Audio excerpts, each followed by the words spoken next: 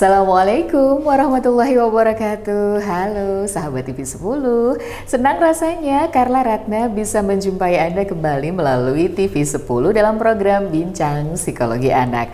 Saat ini saya berada di studio TV 10 bersama psikolog kita, psikolog anak, Bunda Tharika Isnaning Tias. Assalamualaikum Bunda. Waalaikumsalam warahmatullahi wabarakatuh. Sehat Bunda? Alhamdulillah sehat. Alhamdulillah. Bunda Tharika ini adalah psikolog anak di Yayasan Pendidikan Islam Diponegoro, Surakarta ya Bunda. Iya. Dan sudah biasa memang menangani anak-anak, terutama anak-anak usia dini. Usia dini. Oke. Oh iya, masih ada kesempatan ya Bunda ya untuk mendapatkan voucher konsultasi psikolog gratis dari Bunda Tharika untuk Anda sahabat TV 10 yang mengirimkan curahan hatinya atau mungkin permasalahan yang dihadapi, putra-putri Anda atau parenting yang Anda terapkan untuk putra-putri Anda. Nah, silahkan dikirimkan ke nomor WhatsApp yang tertera di layar. Kemudian jika Anda beruntung, Anda berhak untuk mendapatkan kesempatan untuk konsultasi gratis dengan psikolog. Nanti akan dihubungi oleh tim TV 10 di nomor WA Anda yang sudah mengirimkan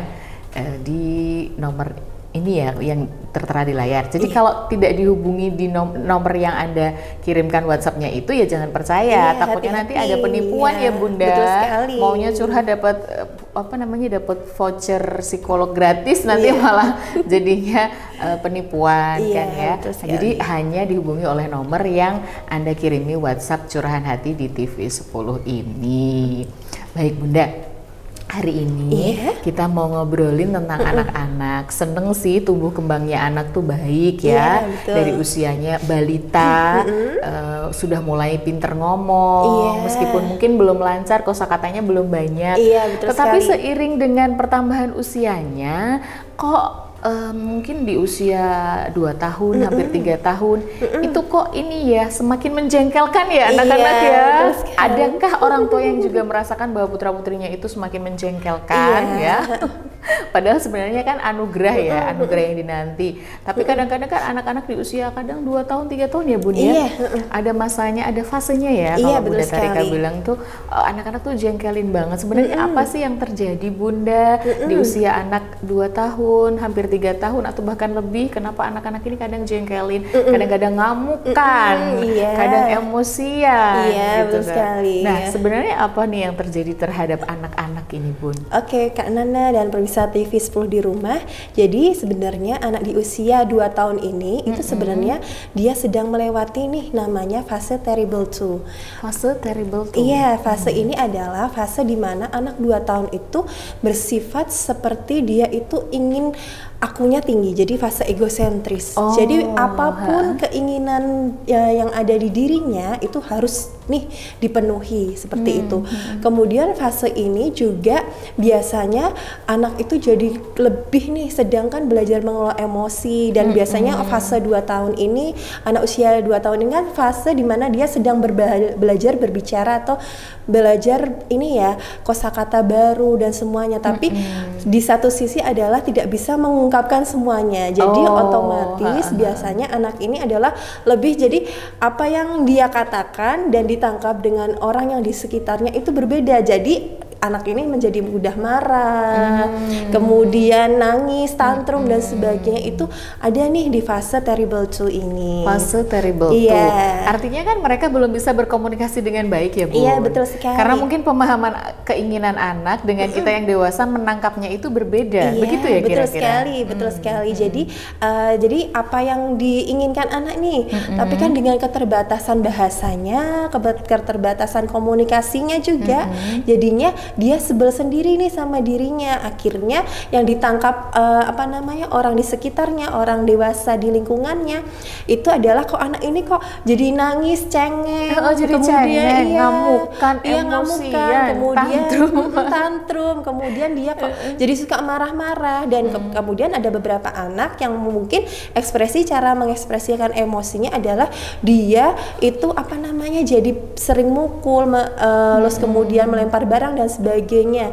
Akhirnya yang ditangkap orang tuanya kan itu karena fase itu dilalui hampir beberapa hari dan setiap waktu gitu.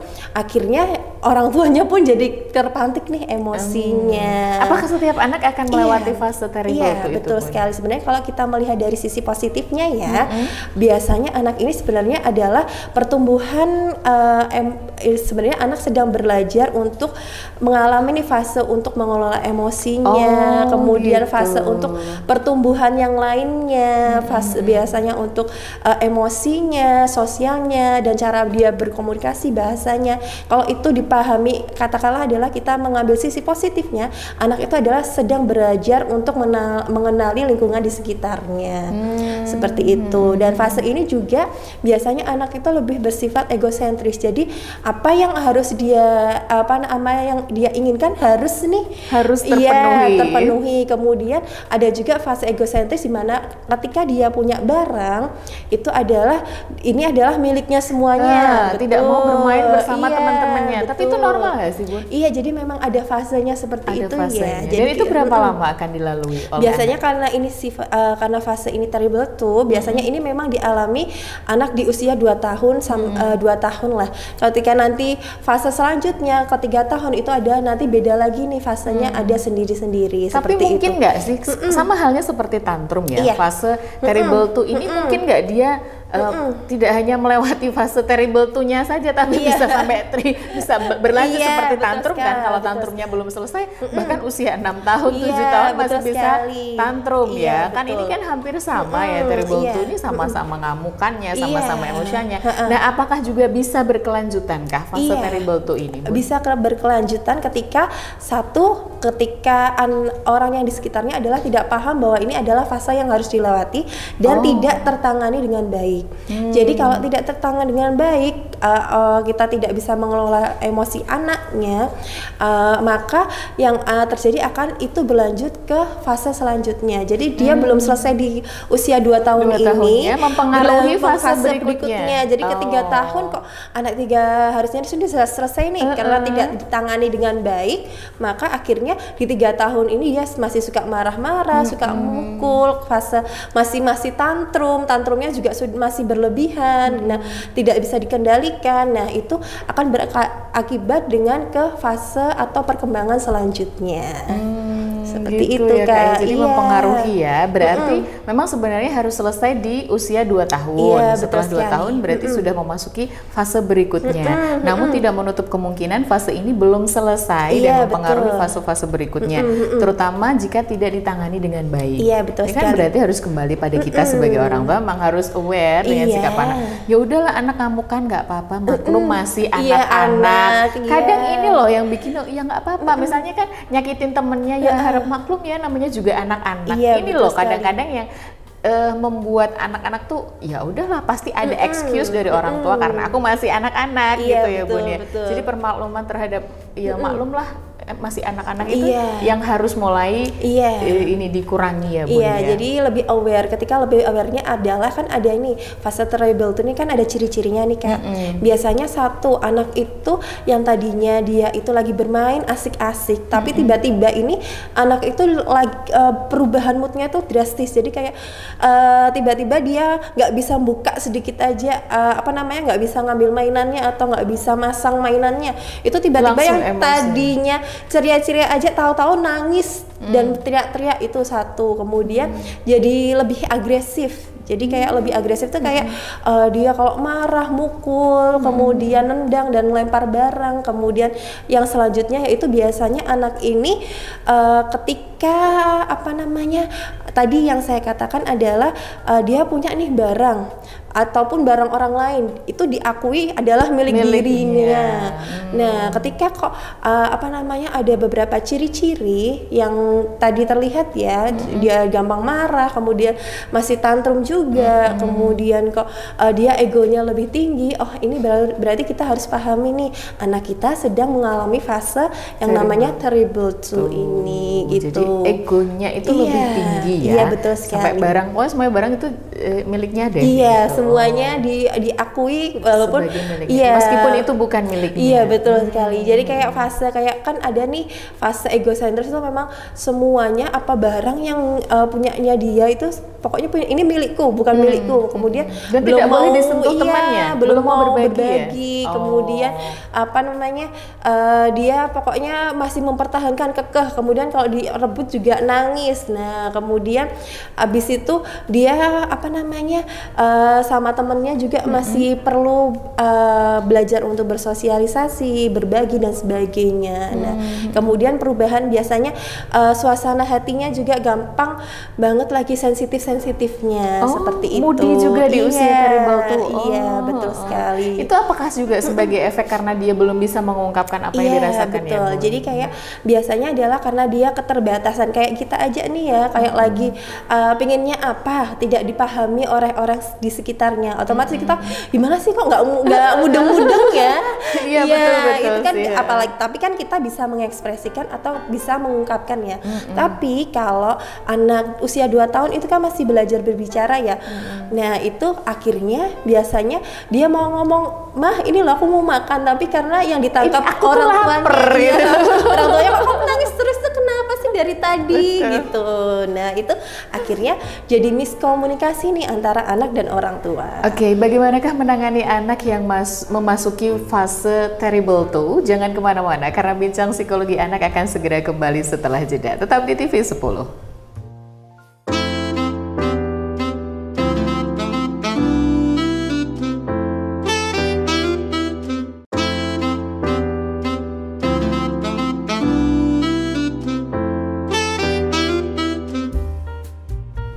Anda masih bersama kami dalam Bincang Psikologi Anak bersama saya Carla Ratna dan psikolog anak kita Bunda Tarika Isnaning Tias. Nah sahabat TV 10, jangan lupa ya sekali lagi Carla ingatkan bahwa Anda bisa mengirimkan curahan hati Anda terkait dengan putra-putri Anda melalui nomor WhatsApp yang tertera di layar. Dan siapa tahu Anda beruntung mendapatkan voucher konsultasi gratis bersama psikolog anak kita.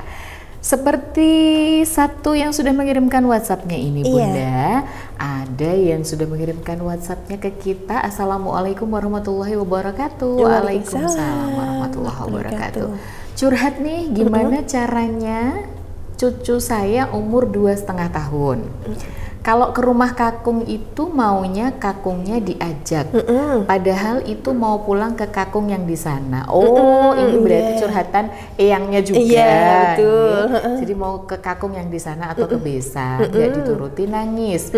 Gimana cara agar dengan berangkat ke sana tidak dengan menangis? Terima kasih pencerahannya. Wassalamualaikum warahmatullahi wabarakatuh. Terima kasih untuk yang sudah mengirimkan WhatsApp-nya. Kita tampilkan juga di layar ya Bunda ya. Jadi ya untuk sahabat TV 10 di rumah juga bisa ikutan menyimak pertanyaannya atau curahan hatinya. Ini juga seorang eyang di mana cucunya umur 2,5 tahun Bun. Ini mungkin juga bisa masuk fase terrible Iya betul sekali. Gitu ya. Jadi kalau diajak ke rumah kakungnya yang satu, itu kakungnya yang ini tuh maunya juga harus ikut ke sana. Gitu kan. Padahal mungkin masih ada kepentingan yang lain ya. Nah, gimana caranya supaya bisa berangkat ke sana tapi tidak menangis Bunda? Nah, apakah ini juga fase terrible? Iya betul sekali. Jadi Kak Nana dan pemirsa TV 10 di rumah. Jadi memang anak tadi kan 2,5 tahun ya. Ini masih melewati fase terrible tuh, dimana anak-anak ini tuh jadi kayak mungkin asik ya sama eyangnya, kemudian eyang satunya gitu. Karena mungkin terbiasa dengan kakungnya yang ini betul. Gitu ya. Jadi pinginnya harus nih sekarang harus dianterin nih ke tempatnya. Kalau ke kakung sana ya kakung yang sini harus ikut. Iya gitu. betul sekali. Jadi harus aku harus juga kakungnya harus ada nih karena tadi kan masuk fase egosentris di mana apa yang diinginkan anak itu harus terpenuhi. Jadinya akhirnya yaitu timbullah dia nangis, kemudian istilahnya kalau itu drama, dia nangis-nangis, kemudian aku harus pingin ke tempatnya kakung. Nah kalau orang tua tidak sabar akhirnya ini kan juga jadi bingung nih, makanya ditanyakan seperti itu kan. Jadi gimana sih caranya untuk mengatasi itu? Yang pertama adalah kita memang nih anak usia 2 tahun ini kan masih belajar berkomunikasi, tapi sebenarnya anak itu adalah sudah paham bahasa orang di sekitarnya. Nah kemudian yang perlu orang tua lakukan pertama adalah orang tua ini tenang dulu. Tenang ya, jangan emosi. Berarti anggap aja ini kayak tadi, ini adalah fase terrible tuh, fase yang memang harus dilalui anak umur usia 2 tahun, seperti itu satu. Kemudian yang kedua adalah kemudian beri pemahaman nih kepada anak, ajak anak berbicara, tapi dengan satu syarat, anak ini tidak sedang dalam keadaan nangis dan sebagainya. Adalah sudah tenang, iya berarti sudah tenang gitu ya. Jadi kita ajak pahami dulu nih, memberikan pemahaman kepada anak, ini ya hari ini waktunya sama yang ini ya, itu ya, apa namanya, mainnya sama yang A gitu semuanya ya, sama yang A dulu ya, besok kita baru ke yang B. Nah gitu, beri pemahaman pada anak. Kemudian nanti adik kenapa, apa namanya, kok pengen ke yang B, kenapa, ditanyain dulu nih kenapa gitu kan, walaupun dengan bahasanya yang masih terbatas itu kita coba pahami deh gitu. Semua mau mainan atau mau apa, oke, tapi mainannya besok ya. Nah ajak dulu nih anak dia biar istilahnya bersabar dulu nih sampai menunggu sampai besok, tapi kita sambil apa namanya, kasih dia mainan yang dia suka, atau sambil dia bujuk apa deh yang hal-hal yang, atau kasih kegiatan yang memang dia suka. Nah itu seperti itu. Kemudian kalau memang itu masih nangis, ya sudah, biarkan dia nangis dulu. Biarkan dia nangis betul dulu. Sekali. Sekali lagi kita selalu menekankan, biarkan mereka mengekspresikan emosinya dulu. Betul sekali. Jangan kita ikutan emosi, ikutan nangis malah ya paling. Gak apa-apa nangis bareng, malah nanti mamahnya sama anaknya plong semua ya. Gitu ya. Saking gregetan. Iya betul. Bingung menanganinya, jadi mamanya atau orang tuanya malah ikutan nangis. Iya, dibanding satunya marah, satunya nangis kan, dibanding nangis berdua sama-sama plong gitu kan, malah sedih bareng ya. Jadi mending apa namanya, anak itu biarin dia mengeluarkan emosinya. Setelah itu kita baru validasi nih, anak itu, adik pingin ya ke tempat yang B ya, itu besok ya, hari ini nggak bisa, hari ini di yang A dulu ya gitu. Sambil mamahnya tetap tahan nafas, tarik nafas, buang nafas, emosinya biar tetap terkendali ya. Kemudian apa namanya, beri pemahaman. Sebenarnya anak itu mengerti ya, usia udah 2 tahun itu mengerti bahwa oh iya hari ini berarti di yang A dulu ya gitu, yang B-nya besok. Walaupun tapi itu diucapkan berkali-kali biar iya anak itu paham gitu. Nanti sabar dulu ya, besok ya adik mainan yang lain dulu. Nah seperti itu. Jadi beri pemahaman, kemudian orang tua tenang dulu, kemudian latih juga biarkan anak mengekspresikan emosinya, nangis dulu, kemudian validasi, adik sedih ya pengen ke tempatnya yang B ya gitu ya, besok ya, latih dia kesabaran dulu.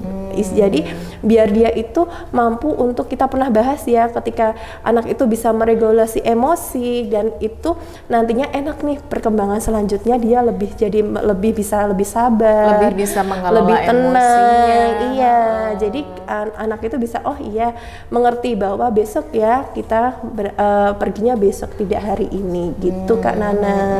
Jadi tetap bisa diajak ke tempat eyang yang satunya, iya, atau yang betul. Besannya ini. Iya. Tapi tetap biarkan saja kalau dia nangis misalkan, tetap ya jangan diturutin eyangnya harus ikut ke sana, terus ikut gitu, betul, enggak ya, tapi biarin dulu dia mengeluarkan emosinya. Betul sekali. Tapi tetap dikomunikasikan dengan baik gitu. Betul, Karena mereka sebenarnya paham bahasa kita kan. Iya, ya? sebenarnya paham, walaupun sebenarnya paham ya, dari janin kemudian dari di dalam kandungan itu sebenarnya kan anak itu sudah memahami dan merespon apa yang kita bicarakan. Kemudian dengan waktu kita bicara, kemudian janin itu bergerak kan, sebenarnya anak itu janin itu sudah paham nih, apalagi bayi ada merespon, kemudian dia nangis, kita gendong, oh dia sebenarnya udah, nih loh aku merasa tenang. Dan anak usia 2 tahun pun sebenarnya sudah apa namanya, sudah paham nih bahwa oh iya nanti dulu ya, yang penting kita adalah menyampaikannya itu dengan baik. Kadang kan terlupa sambil marah, terus responnya gitu, anaknya nangkepnya kok aku malah jadi dimarahi. Nah, itu untuk itu jawaban dari pertanyaan yang melalui WhatsApp tadi. Kaitannya dengan terrible two, bagaimanakah ketika kita juga mengalami hal yang sama, anak kita mungkin beda kasusnya seperti yang ditanyakan di WhatsApp tadi, bagaimana untuk mengatasi atau bagaimana menangani anak yang sedang berada dalam fase terrible two ini? Oke, baik Kak Nana dan Bisma TV 10 di rumah. Jadi sebenarnya sama ya, tadi kan yang dialami oleh tadi Eyangnya tadi ya, bahwa gimana caranya itu adalah yang pertama adalah orang tua itu perlu tenang. Jadi perlu tenang untuk memahami bahwa ini fase yang memang harus dilewati nih.